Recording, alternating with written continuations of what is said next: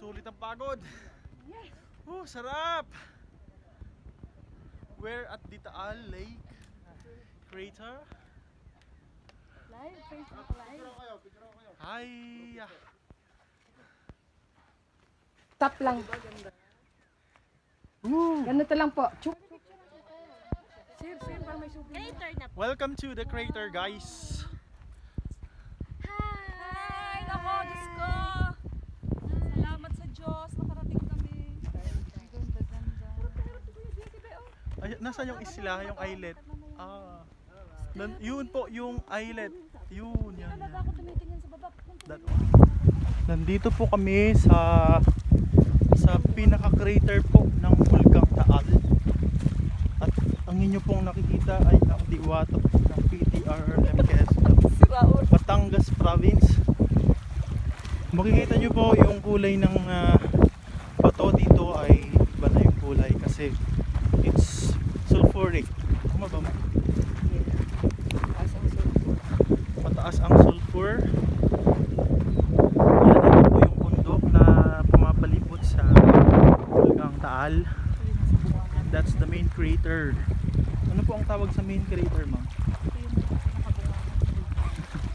So yun lang. Pinag-aalog ko. Yan. Dito yung malaking It's white, pagsabog. may mga white. Dito nangyari yung pinaka malaking pagsabog. Anong taon po?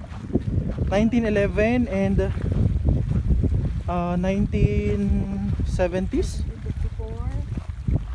Yan po. Ang dinadaanan po namin ay mabato, mabuhangin and yan sulfuric, mga puti-puti po. So in this area may mga color yellow naman po ng mga lupa. So these ones are brown, ones are reddish brown, and in this area are yellowish. Nandito po tayo sa Taal.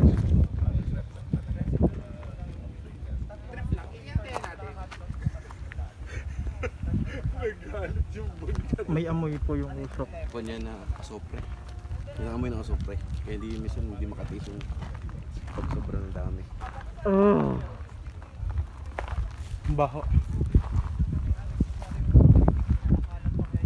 Nandun po yung mga nagtitinda ng taho, balot, ice candy.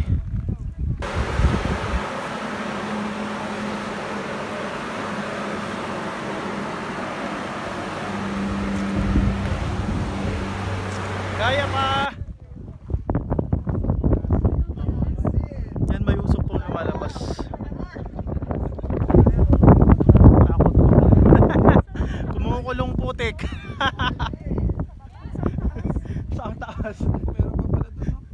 May kumukulong pa doon. But wait, there's more. Hello, Ma'am Dolores. Yes.